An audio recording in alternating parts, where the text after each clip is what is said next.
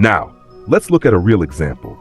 This time, let's take Ethereum against the US dollar, and we're going to look at the 15-minute chart. The structure we are looking at is exactly the same as the example we discussed earlier, but there is one important difference. This time, the market has not yet made a strong bullish movement. It is still indecisive, and this is exactly where many traders become confused.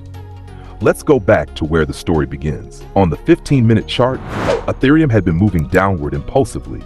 Price moved from around $1,908 down to around $1,846. The market was clearly under bearish pressure. Seller had authority. Price was moving lower. But then, something changed. A strong bullish reversal candlestick pattern appeared. And after that, price broke back above the broken support level around $1,858. Now, this is where many traders see an opportunity. They see the bullish reversal pattern. They see the support being recovered.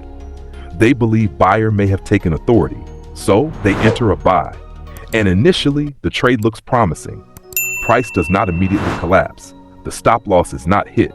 And at this moment, the bullish idea has not yet been invalidated. But then something very frustrating happens. Price doesn't move strongly upward.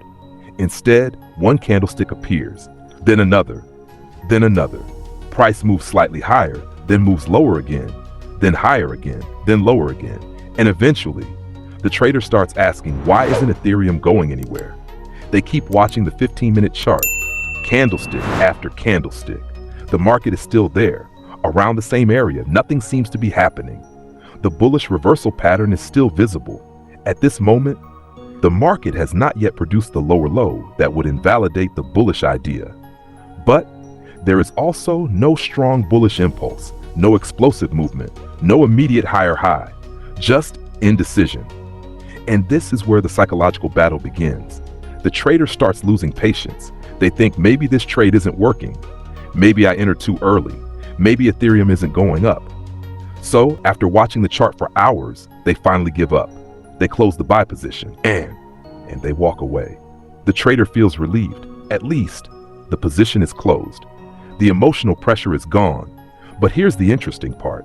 At the moment the trader closed the position, the market had not necessarily proven the original idea wrong. Ethereum had not hit the stop loss, and the bullish structure had not yet been decisively invalidated. The market was simply still developing, and this is exactly the problem. The trader expected the market to move immediately after the entry, but the market doesn't care about our expectations. Sometimes after a bullish reversal pattern, the market needs time. It may move sideways. It may create smaller movements. It may test both buyers and sellers. It may create a structure that looks boring, confusing, and frustrating. But beneath that apparent lack of movement, the market may actually be building something. This is why a trader can be right about the potential direction, but still abandon the position. Not because the market has necessarily proved them wrong at that moment, but because they couldn't tolerate the uncertainty of the structure developing. And this is where understanding fractal structure becomes important. Instead of looking at Ethereum and asking, why isn't price moving up? We ask a different question. What is the market actually building? Has the bullish structure actually been invalidated? If the answer is no at that moment, then perhaps the market is simply still building. But remember, the structure is still developing. The story isn't finished yet, because this is only the beginning. The real question is, what happens next to Ethereum?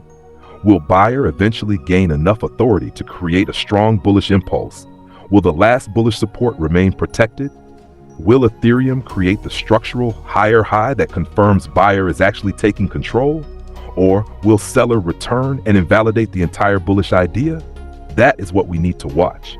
Because sometimes the most important part of a trade is not what happens immediately after you enter. It is what the market is quietly building while you are waiting. And this is exactly where many traders lose their opportunity. They leave before the market has fully revealed what the structure was actually trying to tell them.